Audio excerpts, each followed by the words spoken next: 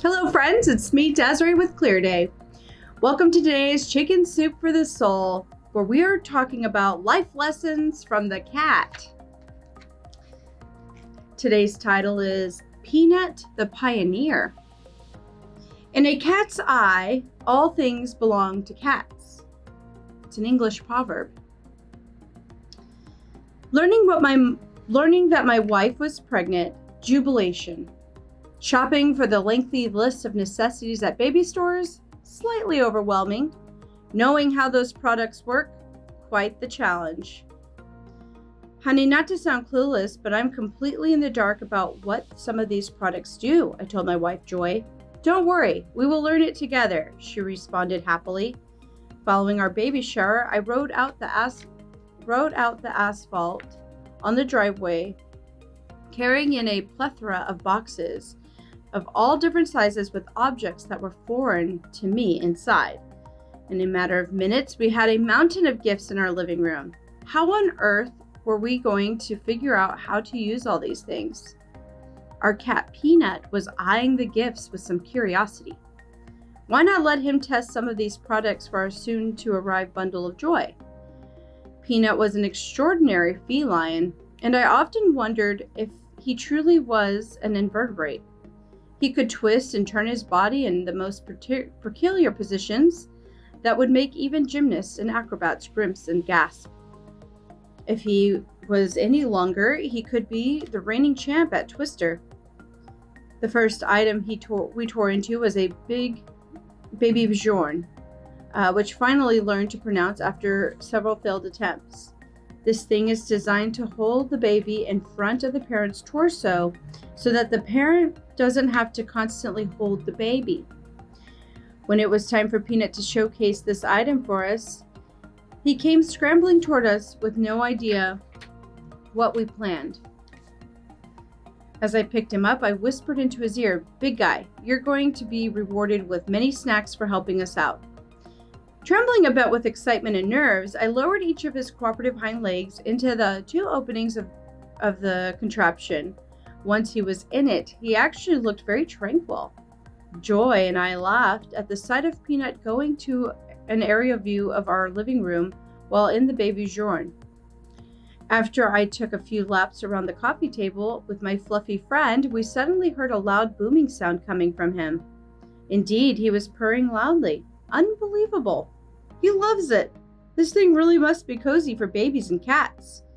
This gift is a keeper, Joyce said enthusiastically. Feeling positive about our first experiment, we decided Peanut should try the PlayStation. From a child's perspective, this was like Disney World. It included colorful shakers that made gentle sounds, a flexible, vivid sun that was soft as cotton, and realistic farm animal sounds with simple presses of a button. Shortly after we assembled, Peanut meandered over to us as if on cue.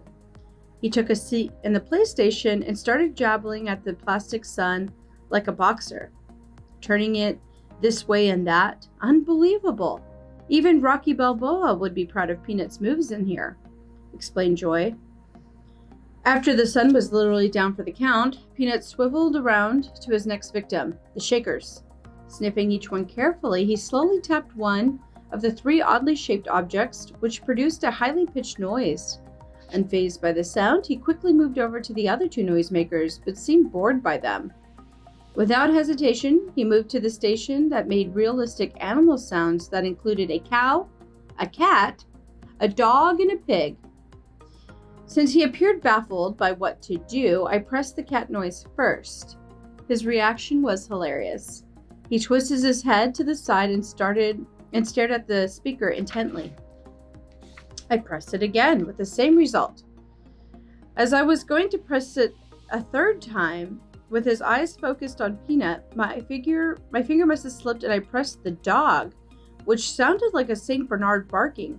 Without hesitation, Peanut's ears went back and his whole body started to squirm like a worm. Understanding that he was terrified of this sound, I immediately took him out. Joy and I concluded that Peanut liked movable objects more than noisy objects. It took a few minutes for him to come back into the room, but when he did, I generously gave him a small handful of meaty treats. All was forgiven. Shortly after Peanut graciously tried out some of these gifts, my son was born. Fortunately for us, he was not allergic to cats. After passing that hurdle, we wondered how Peanut would react to our son, Colin. It didn't take long for that question to be answered. On the first night that I gave my son a bottle of milk using the boppy, a plush feeding pillow, Peanut wandered over to the rocking chair where I was nervously sitting, suspiciously licking his chops. Peanut touched the boppy a couple of times and then started licking Colin's feet. I couldn't believe it. He had accepted Colin. Peanut's involvement didn't end when Colin was a newborn. Several months later, as I put Colin into his crib, I grabbed Peanut, nuzzled him, and plopped him on the boppy the way he liked it best, inverted. I rocked him and said how much he helped us through this new experience by teaching us to be patient and to be understanding someone else's feelings through careful observation. As he lay there on the cozy boppy, I noticed something on his chin. As I brought him over to the light, I detected what I feared. Like butter on bread, pureed green beans were spread all over his fur. It made sense since I didn't clean up the unwanted portion of vegetables from the table. But never did I think Peanut would dive into it. I was wrong. It appears that he wanted to try out everything that we brought into the home, even the food. Curiosity might not kill the cat, but it sure makes things a bit messy. Austin Tamio. Well, that's a cute story of a cat and a baby. I hope you enjoyed today's Chicken Soup for the Soul. We'll see you next time.